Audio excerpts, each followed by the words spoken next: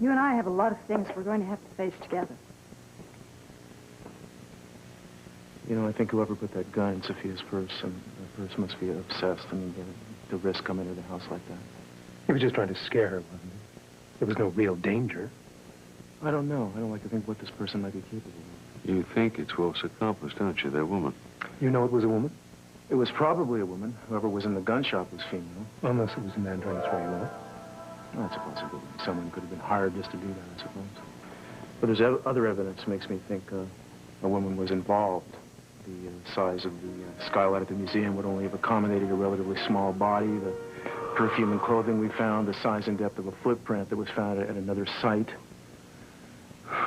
So, Wolf was obsessed with Eden, the accomplice, obsessed with Sophia. Well, the whole damn thing doesn't make any sense at all.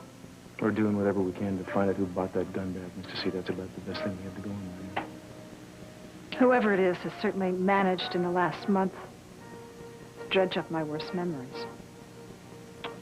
Yeah, I know. Clearly there is some connection to you. Do you think maybe some sort of perverted revenge for the past? Perverted revenge? Don't talk nonsense. Why is that nonsense? Sophia's past is hardly blameless. The only thing wrong with my theory is the only people she really hurt were her own family. Stop it! Just stop it. Just drop. I'm sorry. It's okay, Mason. I'm just a little sensitive these days. Mason, if you continue to put your foot in it, maybe it's best for all of us that you just get out of the house. Daddy, please. It's not Mason's fault.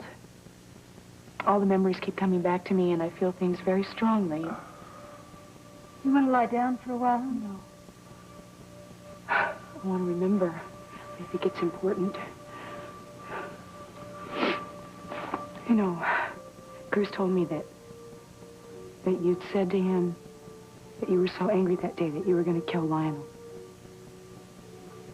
And that 15 years later that anger still drove you, and that you did want to kill him. Hey, please, honey, don't do.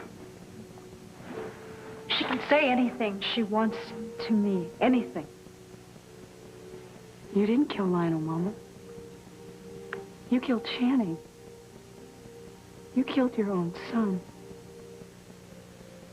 15 years later, and the pain drove you, and the anger drove you, and that's what I feel is going on with me. I have all this pain and this anger, and it won't go away, and I don't know why. No, I'm all right. I have to feel these things. I want to feel these things. I'm sorry, Mama. Are you sure you don't want to do this another time? Mason, I need you. I've always needed you. And I want you to help me remember the day that Mama disappeared. Day of infamy. How the hell can he help anyone? Daddy, this is Mason. This is his way. You're too hard on him. I can defend myself, Eden. I don't see how he can help you at all. He blames Sophia for everything. He doesn't have memories. He uses the past as ammunition. I love him. He makes me feel better. Cece, we have to let her do it her way. Any way she wants, all right? Mason, do you remember the day that Mama went away? I guess. Memory's a tricky business. And Dad's right. Maybe mine is a revisionist history. We all have our subjective perspectives. Why don't you tell me what you remember, and I'll consider the source. Well, I'll try. I remember that day because that was the day I was going to take you and Ted and Channing and Kelly to my friend Willie Chadwick's ranch. You didn't end up going. I've forgotten why I had something else to do. I don't recall what it was. Disappointed me. It was a good day. Kelly was in heaven. She spent the whole day with the horses. I missed you because you were the one who kept everybody in line. And Channing, he was a brat the whole day. And, as is my wont, I just made matters worse. When we got home, Dad took me aside. I'd never heard your voice like that before. You just said my name, and right away I knew something terrible had happened. He told me he didn't want to scare anybody, but that Sophia was missing. I felt so proud being singled out like that. He trusted me, first and last time. And I remember you, after he told you and Ted and Kelly and Jenny. And I kept thinking how strong you were. You just kept going, taking care of everybody and everything as if nothing had happened.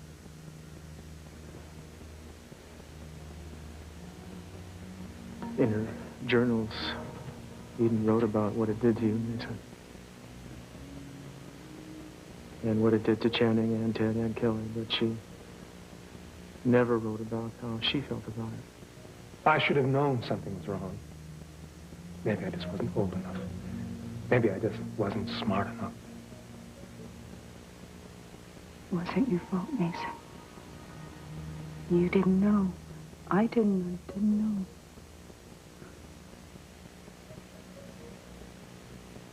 Another remarkable thing about the journals is that except for the briefest period after Sophia's disappearance, Eden did not mention Sophia's name again for 15 years.